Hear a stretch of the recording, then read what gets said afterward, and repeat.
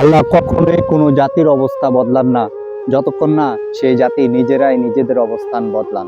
কখনো কখনো পৃথিবী কেঁপে ওঠে, এরই নাম দেই আমরা ভূমিকম্প। মুহূর্তের মধ্যে বদলে যায় মানুষের জীবন। এটি শুধু প্রাকৃতিক দুর্যোগে নয়, এটি আমাদের জন্য একটি সতর্কবার্তা, একটি শিক্ষা।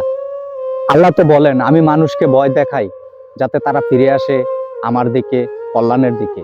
আসুন আমরা নিজেদের দিকে তাকাই। আমাদের আচরণে কত অন্যায়, কত ভুল, কত অহংকার জমে আছে। ইদানিং আমরা দেখতে পাই কিছু কিছু মানুষ সৃষ্টিকর্তাকে নিয়েও কটূক্তি করছে, ধর্মকে নিয়ে করছে উপহাস, পবিত্র বিষয়গুলো নিয়ে খেলছে। এগুলো শুধু শব্দ নয়, এগুলো আমাদের সমাজের পতনের শব্দ। আমরা ভুলে যাই সব ক্ষমতা সেই মহান আল্লাহ তাআলার। তিনি চাইলে 1 সেকেন্ডে পুরো পৃথিবী বদলে দিতে পারেন, কিন্তু তিনি দয়ালু। এ ধরনের বিপদ দিয়ে আমাদেরকে ধ্বংস করতে নয়, আমাদেরকে জাগাতে আসে, আমাদেরকে ফিরিয়ে আনতে আসে সঠিক পথে, তার দিকে।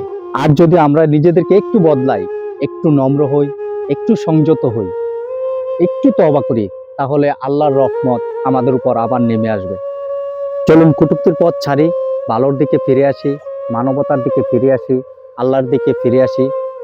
আমরা যদি নিজেদেরকে ঠিক করি, তাহলে বিপদ নয়, রহমতই নামবে।